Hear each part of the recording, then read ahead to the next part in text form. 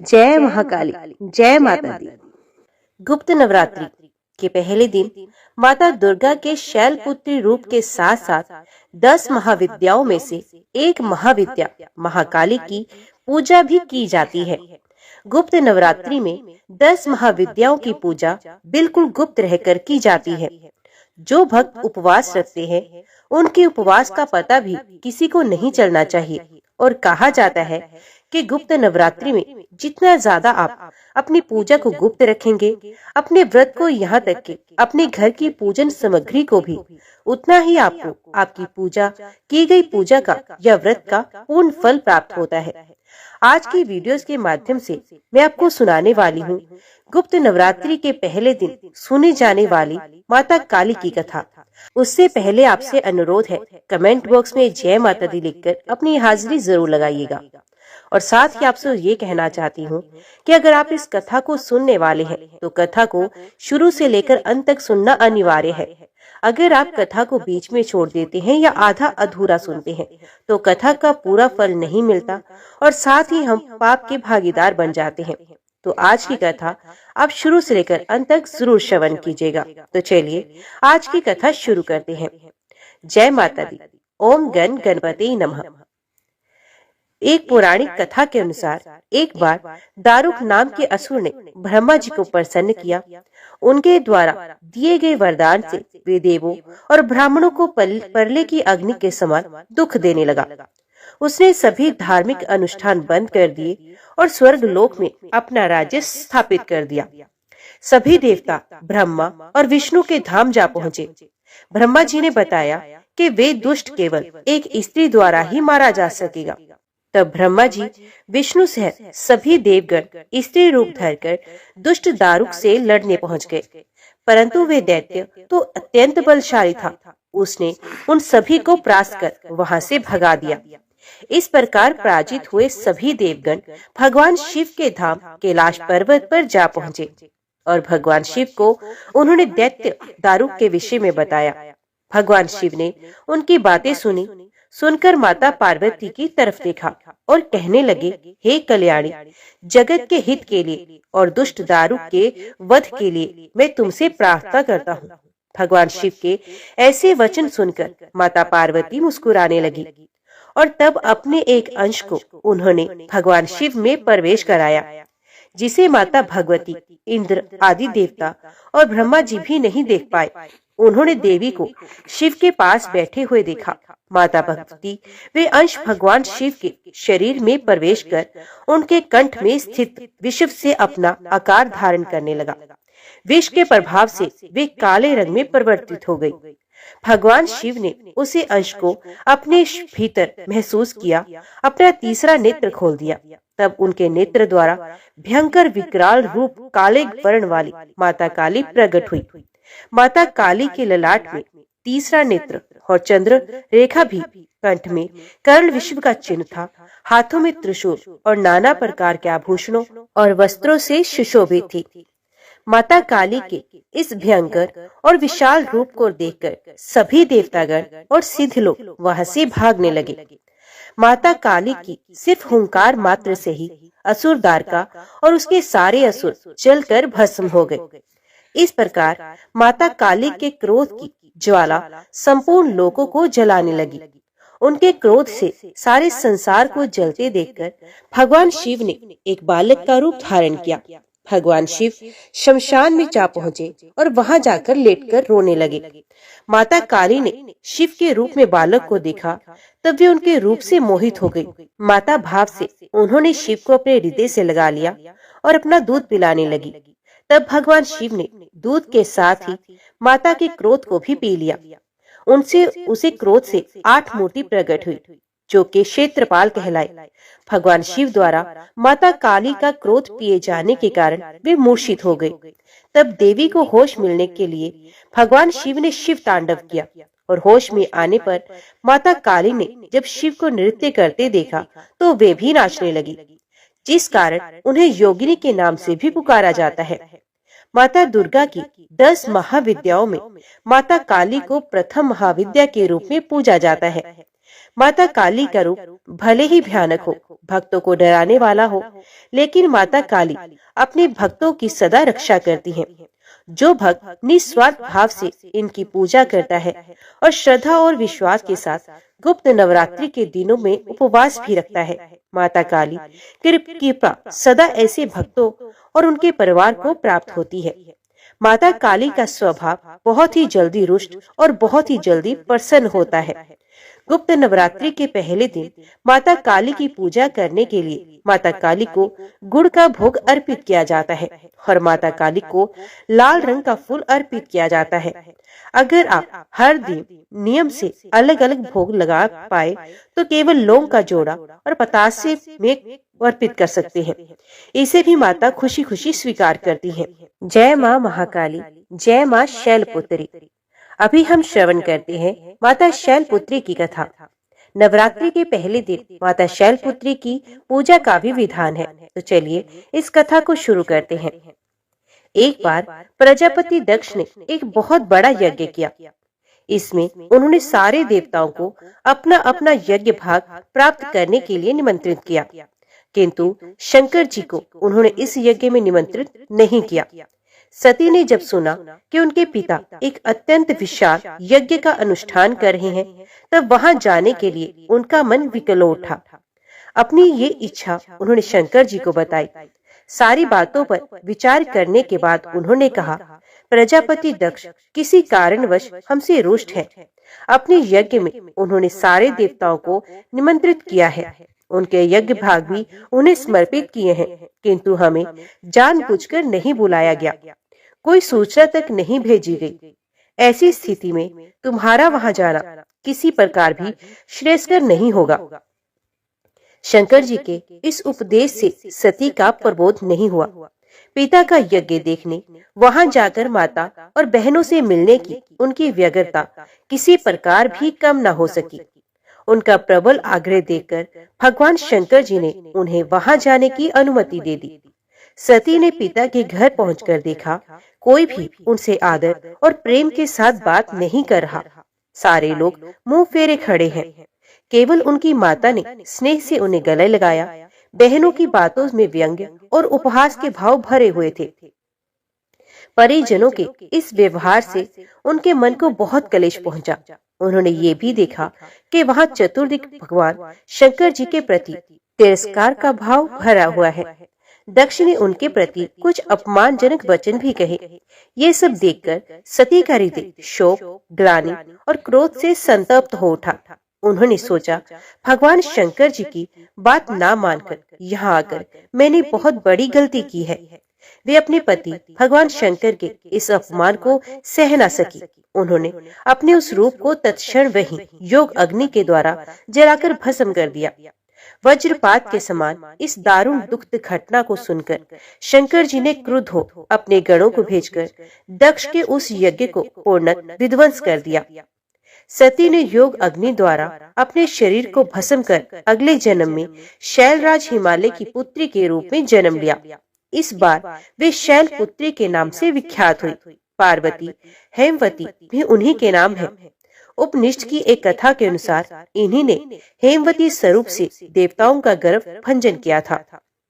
जय माँ दुर्गा, जय माँ शैलपुत्री। माता महाकाली की कथा और साथ ही माता ब्रह्मचारिणी की कथा के उपरांत अभी हम श्रवण और पठन करते हैं देवी महात्म्य का पहला अध्याय। भगवान विष्णु के सो जाने पर मधु और कैटब को मारने के लिए कमल जन्मा ब्रह्मा जी ने जिनका स्तवन किया था, उन महाकाली देवी का मैं सेवन करता हूँ। वे अपने 10 हाथों में खड्ग, चक्र, गदा, बाण, धनुष, परिघ, शूल, भुषंडी, मस्तक और शंख धारण करती हैं। उनके 3 नेत्र हैं। वे समस्त अंगों में दिव्य आभूषणों से विभूषित हैं। उनके शरीर की कांति नीलमणि के समान है तथा वे 10 मुख और 10 पैरों से युक्त हैं। सूर्य के पुत्र सावर्णी जो 8वें मनु कहे जाते हैं, उनकी उत्पत्ति की कथा विस्तार पूर्वक कहता है, सुनिए। सूर्य कुमार महाभाग सावर्णी भगवती महामाया के अनुग्रह से जिस प्रकार मनवंतर के स्वामी हुए, वही प्रसंग सुनाता हूँ। पूर्व काल की बात है। स्वारोचिष मनवंतर में सुर्थ नाम के राजा थे। जो चैत्र वंश में उत्पन्न हुए। उनका समस्त भूमंडल पर अधिकार था। वे प्रजा का अपने औरस पुत्रों की भांति धर्म पूर्वक पालन किया करते थे। फिर भी उस समय कोलांधिवंशी नाम के क्षत्रिय उनके शत्रु हो गए। राजा सूर्त की दंड रीति बड़ी प्रबल थी। उनका शत्रु के साथ संग्राम हुआ। यद्यपि कोला विध्वंसी संख्या में कम थे, तो भी राजा सूर्त युद्ध में उनसे परास्त हो गए। तब वे युद्ध भूमि से अपने नगर को लौट आए और केवल अपने देश के राजा होकर रहने लगे। समूची पृथ्वी से अब उनका अधिकार जाता रहा, किंतु वहां भी उन प्रबल शत्रुओं ने उस समय महाभाग राजा सूर्त पर आक्रमण कर दिया। राजा का बल क्षीण हो चला था, इसलिए उनके दुष्ट बलवान एवं दुरात्मा मंत्रियों ने वहां उनकी राजधानी में भी राजकीय सेना और खजाने को वहां से हथिया लिया। सूर्त का प्रभुत्व नष्ट हो चुका था, इसलिए वे शिकार खेलने के बहाने घोड़े पर सवार होकर वहां से अकेले ही एक घने जंगल में चले गए। वहां उन्होंने विप्रवर मेधा मुनि का आश्रम देखा, जहाँ कितने ही हिंसक जीव अपनी स्वाभाविक हिंसा वृत्ति छोड़कर परम शांत भाव से रहते थे। मुनि के बहुत से शिष्य उस वन की शोभा बढ़ा रहे थे। वहां जाने पर मुनि ने उनका सत्कार किया और वह उन मुनि श्रेष्ठ के आश्रम पर इधर उधर विचरते हुए कुछ काल तक वहां रहे। फिर ममता से आकर्षित होकर उस आश्रम में इस प्रकार चिंता करने लगे। पूर्व काल में मेरे पूर्वजों ने जिसका पालन किया था, वही नगर आज मुझसे रहित है। पता नहीं मेरे दुराचारी भृत्यगण उसकी धर्म पूर्वक रक्षा करते हैं या नहीं। जो सदा मत की वर्षा करने वाला और शूरवीर था, वे मेरा प्रधान हाथी अब शत्रु के अधीन होकर ना जाने किन भोगों को भोगता होगा। जो लोग मेरी कृपा धन और भोजन पाने से सदा मेरे पीछे पीछे चलते थे, वे निश्चय ही अब दूसरे राजाओं का अनुसरण करते होंगे। उन अपव्यय लोगों के द्वारा सदा खर्च होते रहने के कारण अत्यंत कष्ट से जमा किया हुआ मेरा ही खजाना खाली हो जाएगा। ये तथा और कई बातें राजा सूर्त निरंतर सोचते रहते थे। एक दिन उन्होंने वहां विप्रवर मेधा के आश्रम के निकट एक वैश्य को देखा और उससे पूछा, भाई तुम कौन हो? यहाँ तुम्हारे आने का क्या प्रयोजन है? क्या कारण है? तुम क्यों शोकग्रस्त हो और अपने अनमने से क्यों दिखाई देते हो? राजा सूर्त का ये प्रेम पूर्वक कहा हुआ वचन सुनकर वैश्य ने विनीत भाव से कहा, राजन, मैं धनियों के कुल में उत्पन्न एक वैश्य हूँ। मेरा नाम समाधि है। मेरे दुष्ट स्त्री पुत्रों ने धन के लोभ में मुझे घर से बाहर निकाल दिया। मैं इस समय धन, स्त्री और पुत्र से वंचित हूँ। मेरे विश्वसनीय बंधुओं ने मेरा ही धन लेकर मुझे दूर कर दिया है, इसलिए दुखी होकर मैं वन में चला आया हूँ। यहाँ रहकर मैं इस बात को नहीं जानता कि मेरे पुत्रों की, स्त्री की और स्वजनों की कुशल है या नहीं। इस समय घर में वे कुशल से हैं अथवा उन्हें कोई कष्ट तो नहीं। मेरे पुत्र कैसे होंगे? क्या वे सदाचारी हैं अथवा दुराचारी हो गए होंगे? राजा ने पूछा, जिन लोभी स्त्री पुत्र आदि ने धन के कारण तुम्हें घर से निकाल दिया, उनके प्रति तुम्हारे चित्त में इतना स्नेह क्यों है? वैश्य ने कहा, आप मेरे विषय में जो बात कहते हैं वे सब ठीक है, किंतु क्या करूं? मेरा मन निष्ठुरता नहीं धारण करता। जिन्होंने धन के लोभ में पड़कर पिता के प्रति स्नेह, पति के प्रति प्रेम तथा आत्मीय जन के प्रति अनुराग को तिलांजलि दे मुझे घर से निकाल दिया है, उन्हीं के प्रति मेरे हृदय में इतना स्नेह है। महामती, गुणहीन बंधुओं के प्रति भी जो मेरा चित्त इस प्रकार प्रेम मगन हो रहा है, ये क्या है? इस बात को मैं जानकर भी नहीं जान पाता। उनके लिए मैं लंबी सांसें ले रहा हूँ। मेरा हृदय अत्यंत दुखी हो रहा है। लोगों में प्रेम का सर्वथा अभाव है, तो भी उनके प्रति जो मेरा मन निष्ठुर नहीं हो पाता, उसके लिए मैं क्या करूं? मार्कंडेय ऋषि कहते हैं, ब्राह्मण तदंतर राजाओं में श्रेष्ठ सूर्त और वे समाधि नामक वैश्य दोनों साथ साथ मेधा मुनि की सेवा में उपस्थित हुए और उनके साथ यथा योग्य न्यायानुकूल विनय पूर्ण बर्ताव करके बैठे। तत्पश्चात वैश्य और राजा ने कुछ वार्तालाप प्रारंभ किया। राजा ने कहा, भगवान, मैं आपसे एक बात पूछना चाहता हूँ, उसे बताइए। मेरा चित्त अपने अधीन ना होने के कारण वे बात मेरे मन को बहुत दुखी करती है। मुनिश्रेष्ठ, जो राज्य मेरे हाथ से चला गया, उसमें और उसके संपूर्ण अंगों में मेरी ममता हो रही है, ये जानते हुए भी कि वे मेरा नहीं। अज्ञानी की भांति मुझे उसके लिए दुख होता है। ये क्या है? इधर ये वैश्य भी घर से अपमानित होकर आया है। इसके स्त्री, पुत्र और भृत्यों ने इसको छोड़ दिया। स्वजनों ने भी इसका परित्याग कर दिया, तो भी इसके हृदय में उनके प्रति अत्यंत स्नेह है। इस प्रकार ये तथा मैं दोनों ही बहुत दुखी हैं। जिसमें प्रत्यक्ष दोष देखा गया है, उस विषय के लिए भी हमारे मन में ममता जनित आकर्षण पैदा हो रहा है। महाभाग, हम दोनों समझदार हैं, तो भी हम में जो मोह पैदा हुआ है, ये क्या है? विवेक शून्य पुरुष की भांति मुझ में और इसमें भी ये मूर्ता प्रत्यक्ष दिखाई देती है। ऋषि बोले, महाभाग, विषय मार्ग का ज्ञान सब जीवों को है। इसी प्रकार विषय भी सबके लिए अलग अलग है। कुछ प्राणी दिन में नहीं देखते और दूसरे रात में नहीं देखते, तथा कुछ जीव ऐसे हैं जो दिन और रात्रि में बराबर ही देखते हैं। ये ठीक है कि मनुष्य समझदार होते हैं, किंतु केवल वे ही ऐसे नहीं होते। पशु, पक्षी और मृग आदि सभी प्राणी समझदार होते हैं। मनुष्यों की समझ भी वैसी ही होती है जैसी उन मृग और उन पक्षियों की होती है, तथा जैसी मनुष्यों की होती है वैसी ही उन मृग, पक्षी आदि की होती है। ये तथा अन्य बातें भी प्राय दोनों में समान ही हैं।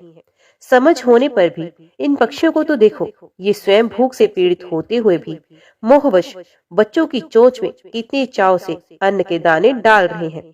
नरश्रेष्ठ, क्या तुम नहीं देखते कि ये मनुष्य समझदार होते हुए भी लोभवश अपने किए हुए उपकार का बदला पाने के लिए पुत्रों की ही अभिलाषा करते हैं? यद्यपि उन सब में समझ की कमी है, तथापि वे संसार की स्थिति, जन्म मरण की परंपरा बनाए रखने वाले भगवती महामाया के प्रभाव द्वारा ममतामय भंवर से युक्त मोह के गहरे गड्ढे में गिराए जाते हैं। इसलिए इसमें आश्चर्य नहीं करना चाहिए। जगदीश्वर भगवान विष्णु की योग निद्रा रूपा जो भगवती महामाया है, उन्हीं से ये जगत मोहित हो रहा है। वे भगवती महामाया देवी ज्ञानियों के भी चित्त को बलपूर्वक खींचकर मोह में डाल देती हैं। वे ही संपूर्ण चराचर जगत की सृष्टि करती हैं, तथा वे ही प्रसन्न होने पर मनुष्य को मुक्ति के लिए वरदान देती हैं। वे ही पराविद्या, संसार बंधन और मोक्ष की हेतु भूना सनातनी देवी तथा संपूर्ण ईश्वरों की भी ईश्वर अधीश्वरी हैं। राजा ने पूछा, भगवान, जिन्हें आप महामाया कहते हैं, वे कौन सी देवी हैं? ब्राह्मण, उनका आविर्भाव कैसे हुआ तथा उनके चरित्र कौन कौन से हैं? ब्रह्मवेत्ताओं में श्रेष्ठ महर्षि, उन देवी का कैसा प्रभाव, जैसा स्वरूप हो, जिस प्रकार प्रादुर्भाव हुआ, वे सब मैं आपके मुख से सुनना चाहता हूँ। ऋषि बोले, राजन, वास्तव में तो वे देवी नित्य स्वरूपा ही हैं। संपूर्ण जगत उन्हीं का रूप है तथा उन्होंने समस्त विश्व को व्याप्त कर रखा है। तथापि उनका प्राकट्य अनेक प्रकार से होता है। ये मुझसे सुनो। यद्यपि वे नित्य और अजन्मा है, तथापि जब देवताओं का कार्य सिद्ध करने के लिए प्रकट होती हैं, उस समय लोक में उत्पन्न हुई कहलाती हैं। कल्प के अंत में जब संपूर्ण जगत एक कारण निमग्न हो रहा था और सबके प्रभु भगवान विष्णु शेषनाग की शैया बिछाकर योग निद्रा का आश्रय लेकर सो रहे थे, उस समय उनके कानों की मैल से दो भयंकर असुर उत्पन्न हुए, जो मधु और कैटब के नाम से विख्यात थे। वे दोनों ब्रह्मा जी का वध करने को तैयार हो गए। भगवान विष्णु के नाभि कमल में विराजमान प्रजापति ब्रह्मा जी ने जब उन दोनों भयानक असुरों को अपने पास आते देखा और भगवान को सोया हुआ देखा, तो एकाग्रचित होकर उन्होंने भगवान विष्णु को जगाने के लिए उनके नेत्रों में निवास करने वाली योग निद्रा का स्तवन करना आरंभ कर दिया, जो इस विश्व की अधीश्वरी, जगत को धारण करने वाली, संसार का पालन और संहार करने वाली तथा तेज स्वरूप भगवान विष्णु की अनुपम शक्ति है। उन्हीं भगवती निद्रा देवी की भगवान ब्रह्मा स्तुति करने लगे। ब्रह्मा जी ने कहा, देवी, तुम ही स्वाहा हो, तुम ही स्वधा हो और तुम ही वष्टकार हो। स्वर भी तुम्हारा ही स्वरूप है। तुम ही जीवनदायिनी सुधा हो।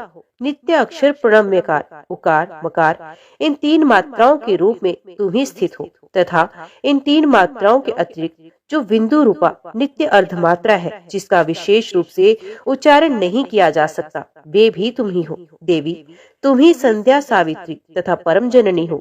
देवी, तुम ही इस विश्व ब्रह्मांड को धारण करती हो।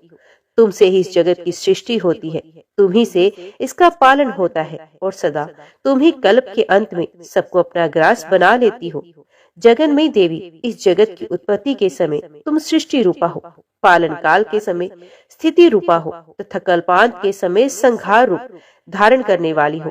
तुम ही महाविद्या, महामाया, महामेधा, महास्मृति, महामोह रूप, महादेवी और महासूरी हो। तुम ही तीनों गुणों को उत्पन्न करने वाली सबकी प्रकृति हो। भयंकर काल रात्रि, महारात्रि और मोहरात्रि भी तुम ही हो। तुम ही श्री, तुम ही ईश्वरी, तुम ही हेम, तुम ही बोध स्वरूपा बुद्धि हो। लज्जा, पुष्टि, तुष्टि, शांति और क्षमा भी तुम ही हो। तुम खड्ग धारिणी, शूल धारिणी, घोर रूपा तथा गदा, चक्र, शंख और धनुष धारण करने वाली हो। बाण, भुषंडी और परिक ये भी तुम्हारे अस्त्र हैं। तुम सौम्य और सौम्यतर हो। इतना ही नहीं, जितने भी सौम्य एवं सुंदर पदार्थ हैं, उन सबकी अपेक्षा तुम अत्यधिक सुंदरी हो। पर और अपर सबसे परे रहने वाली परमेश्वरी भी तुम ही हो। सर्व रूपे देवी, कहीं भी सत असत रूप जो कुछ वस्तुएं हैं और उन सबकी जो शक्ति है वे भी तुम ही हो। ऐसी अवस्था में तुम्हारी स्तुति क्या हो सकती है? जो इस जगत की सृष्टि, पालन और संहार करती है, उन भगवान को भी जब तुमने निद्रा के अधीन कर दिया तो तुम्हारी स्तुति करने में यहाँ कौन समर्थ हो सकता है? मुझको, भगवान शंकर को तथा भगवान विष्णु को भी तुमने ही शरीर धारण कराया है। अब तुम्हारी स्तुति करने की शक्ति किस में है? देवी, तुम तो अपने इन उदार प्रभावों से ही प्रशंसित हो। ये जो दोनों दुर्धर्ष असुर मधु और कैटभ है, इनको मोह में डाल दो और जगदीश्वर भगवान विष्णु को शीघ्र ही जगा दो। साथ ही इनके भीतर इन दोनों महान असुरों को मार डालने की बुद्धि उत्पन्न कर दो। ऋषि कहते हैं, राजन, जब ब्रह्मा जी ने वहाँ मधु और कैटभ को मारने के उद्देश्य से भगवान विष्णु को जगाने की इस प्रकार स्तुति की माता योग निद्रा से, तब वे भगवान के नेत्र, मुख, नासिका, बाहु, हृदय और वक्ष स्थल से निकलकर अव्यय जन्मा ब्रह्मा जी की दृष्टि के समक्ष खड़ी हो गई। योग निद्रा से मुक्त होने पर जगत के स्वामी भगवान जनार्दन उस एकारण से जल में शेषनाग की शैया पे जाग उठे। फिर उन्होंने उन दोनों असुरों को देखा।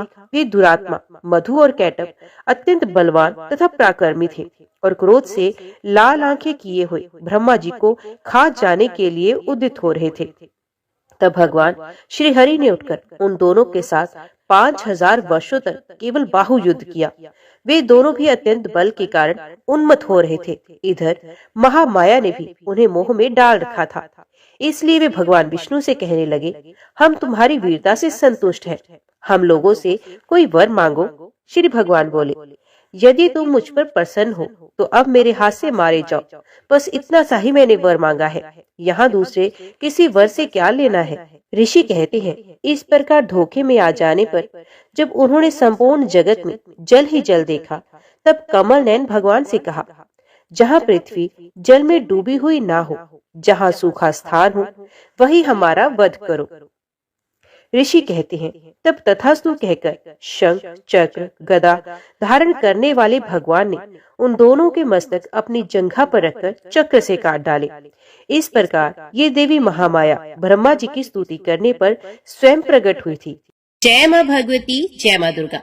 अभी सुनिए श्री दुर्गा कवच का पाठ।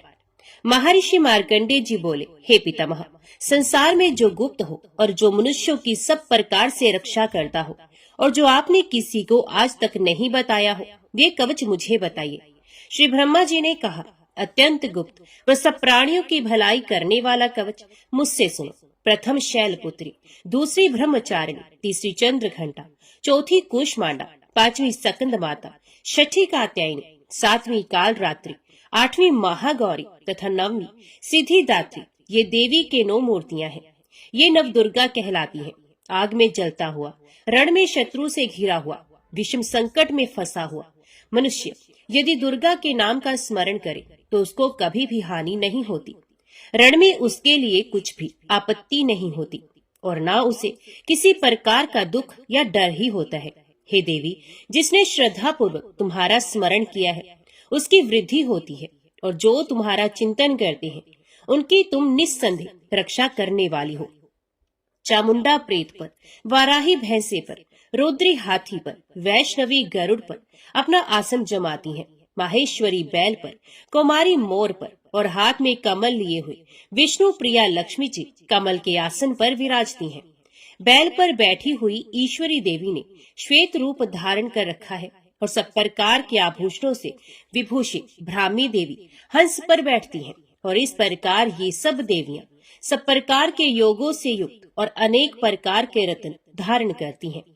भक्तों की रक्षा के लिए संपूर्ण देवियां रथ में बैठी तथा क्रोध में भरी हुई दिखाई देती हैं तथा चक्र, गदा, शक्ति, हल और मूसल, खेटक और तोमर, परशु तथा पाश, भाला और त्रिशूल एवं उत्तम शारंग आदि शास्त्रों को दैत्यों के नाश के लिए और भक्तों की रक्षा करने के लिए और देवताओं के कल्याण के लिए धारण करती हैं। हे महारुद्र, अत्यंत घोर पराक्रम, महान बल और महान उत्साह वाली देवी, तुमको मैं नमस्कार करता हूँ। हे देवी, तुम्हारा दर्शन दुर्लभ है तथा आप शत्रुओं के भय को बढ़ाने वाली हैं। हे जगदम्बिके, मेरी रक्षा करो। पूर्व दिशा में इंद्र शक्ति इंद्री मेरी रक्षा करे, अग्नि कोण में अग्नि शक्ति, दक्षिण दिशा में वाराही देवी तथा नृत्य कोण में खड्ग धारिणी देवी मेरी रक्षा करे, पश्चिम दिशा में वारुणी, वायु कोण में मृग वाहिनी, उत्तर दिशा में कौमारी और ईशान कोण में शूल धारिणी देवी मेरी रक्षा करे, ब्राह्मणी ऊपर की ओर से मेरी रक्षा करे और वैष्णवी देवी नीचे की ओर से मेरी रक्षा करे और इसी प्रकार शब पर बैठी चामुंडा देवी दसों दिशाओं में मेरी रक्षा करे। जया देवी आगे, विजया देवी पीछे की ओर से मेरी रक्षा करे, अजिता बाईं ओर से, अपराजिता दाहिनी ओर मेरी रक्षा करे, उधोतनी देवी शिखा की रक्षा करे तथा उमा मेरे मस्तक पर विराजमान होकर मेरी रक्षा करे। इसी प्रकार ललाट की मालाधारी देवी रक्षा करे और शिवनी देवी मेरी भौहों का संरक्षण करे। भौं के मध्य भाग में त्रिनेत्रणा, नथुनों की यमघंटा देवी रक्षा करे, नेत्रों के मध्य में शंखनी देवी और द्वारवासिनी देवी कानों की रक्षा करे, कपोलों की कालिका देवी और कानों के मूल भाग की भगवती शंकरी रक्षा करे, सुगंधा नासिका की और चर्चिका ऊपर के होंठ की, अमृत कला नीचे के होंठ की, सरस्वती देवी जीभ की रक्षा करे, कुमारी देवी दांतों की और चंडिका कंठ प्रदेश की रक्षा करे, चित्र घंटा गले की घांटी की और महामाया तालु की रक्षा करे, कामाक्षी देवी ठोड़ी की और सर्व मंगला मेरी वाणी की रक्षा करे, भद्रकाली गर्दन की और धनुर्धरी पीठ के मेरुदंड की रक्षा करे, कंठ के बाहरी भाग की नीलग्रीवा और कंठ की नली की नलकूबरी रक्षा करे, दोनों कंधों की खड़गनी और वज्रधारणी मेरी दोनों बाहों की रक्षा करे, दोनों हाथों की दंडनी और उंगलियों की रक्षा अंबिका देवी करे, शूलेश्वरी देवी संपूर्ण नखों की, कुलेश्वरी देवी मेरी कुक्षी की रक्षा करे, महादेवी दोनों स्तनों की और शोक विनाशिनी देवी मन की रक्षा करे, ललिता देवी हृदय की और शूल धारिणी उदर की रक्षा करे, कामिनी देवी नाभि की, गृहेश्वरी गृह भाग की, पूतना और कामिका लिंग की और महेशवाहिनी गुदा की रक्षा करे, संपूर्ण कामनाओं को पूर्ण करने वाली महाबला देवी दोनों जंघाओं की रक्षा करे, विंध्यवासिनी दोनों घुटनों की और तेजसी देवी दोनों पांवों के पृष्ठ भाग की, श्रीधरी पांवों की उंगलियों की, तलवासिनी तलुओं की, दंशाक्राली देवी नखों की, ऊर्ध्व केशनी केशों की, बाघेश्वरी वाणी की रक्षा करे, रोमावलियों के छिद्रों की, कोवेरी और त्वचा की बागेश्वरी देवी रक्षा करे, पार्वती देवी रक्त, मज्जा, वसा, मांस, हड्डी की रक्षा करे, आंतों की कालरात्रि देवी, पित्त की मुक्तेश्वरी देवी, पद्मावती कमल कोश की, चूड़ामणि कफ की रक्षा करे, ज्वालामुखी नसों के जल की रक्षा करे,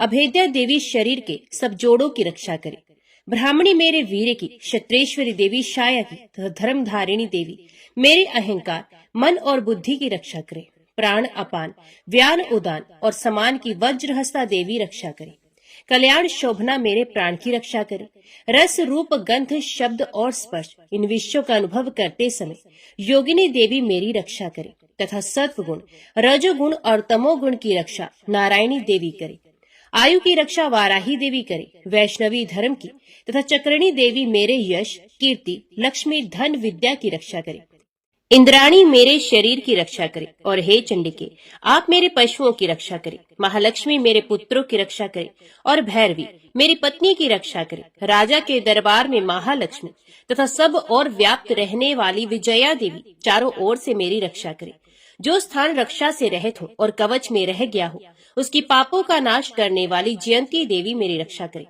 अपना शुभ चाहने वाले मनुष्य को बिना कवच के एक पल भी कहीं नहीं जाना चाहिए, क्योंकि कवच रखने वाला मनुष्य जहाँ जहाँ भी जाता है वहाँ वहाँ उसे अवश्य धन लाभ होता है तथा विजय प्राप्त करता है। वे जिस अभीष्ट वस्तु की इच्छा करता है वह उसको इस कवच के प्रभाव से अवश्य मिलती है और वह इसी संसार में महा ऐश्वर्य को प्राप्त करता है। कवचधारी मनुष्य निर्भय होता है और वह तीनों लोकों में माननीय होता है। देवी का ये कवच देवताओं के लिए भी दुर्लभ है। जो प्रतिदिन नियम पूर्वक तीनों संध्याओं के समय श्रद्धा के साथ इसका पाठ करता है उसे देव शक्ति प्राप्त होती है। वे तीनों लोकों को जीत सकता है तथा अकाल मृत्यु से रहित होकर 100 वर्षों तक जीवित रहता है। इसका लूता, चरम मार्ग, विस्फोटक आदि समस्त व्याधियां समूल नष्ट हो जाती हैं और स्थावर जंगम तथा कृत्रिम विष दूर होकर उनका कोई असर नहीं होता तथा समस्त अभिचारक प्रयोग और इस तरह के जितने यंत्र मंत्र इत्यादि होते हैं इस कवच के हृदय में धारण करने से नष्ट हो जाते हैं।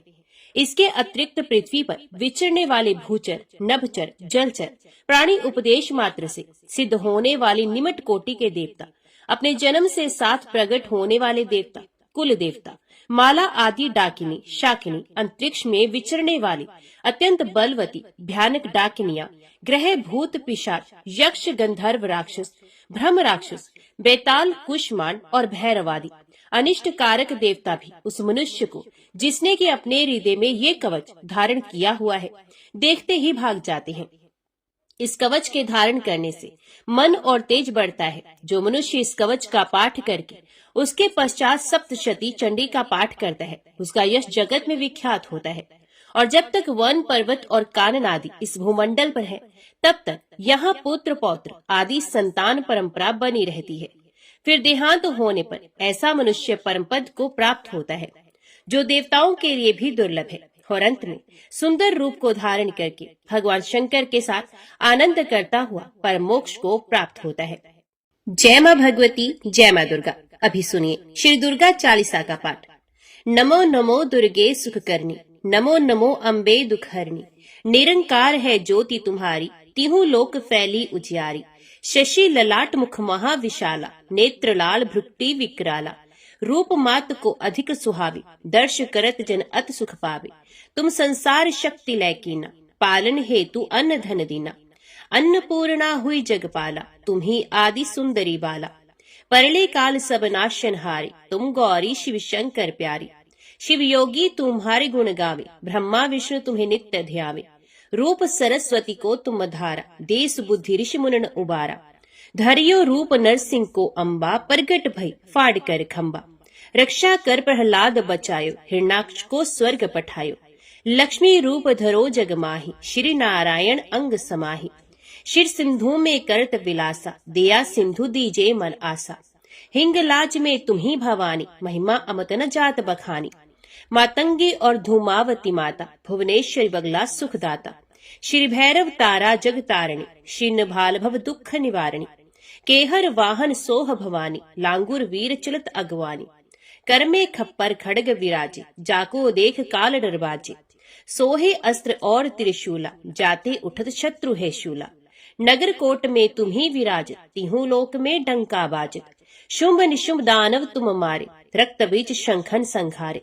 महिषासुर अभमानी, जय अखबार मही अकुलानी। रूप कराल काली का धारा, सेन सह तुम ते संघारा।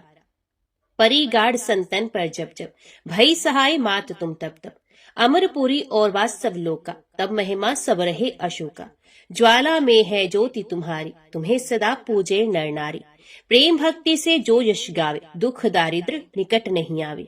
ध्यावे तुम्हें जो नर मन लाई, जन्म मरण ताको छुट जाए। जोगी सुरमुन कहत पुकारी, योग न हो बिन शक्ति तुम्हारी। शंकर आचार स्तप कीनो, कामर क्रोध जीत सबलीनो। निश्चिंत ध्यान धरो शंकर को, काहू काल नहीं सुमिरो तुमको। शक्ति रूप का मर्म न पायो, शक्ति गई तब मन पछतायो। शरणागत हुई कीर्ति बखानी, जय जय जय जगदम्बा भवानी। भई प्रसन्न आद जगदम्बा, तिस शक्ति नहीं कीन विलंबा। मोको मात कष्ट अत घेरो, तुम बिन कौन हरे दुख मेरो। रिपु मूर्ख मोह अत डर पावे, शत्रु नाश कीजे महारानी, सुमिरो इक चित तुम्हें भवानी। करो कृपा हे मात दयाला, रिद्धि सिद्धि दे करो निहाला। जब लग ज्यो दया फल पाऊं, तुम्हारो यश में सदा सुनाऊं। दुर्गा चालीसा जो कोई गावे, सब सुख भोग परम पद पावे। देवी दास शरण निज जानी, करहो कृपा जगदम्ब भवानी। जय मां भगवती, जय मां दुर्गा।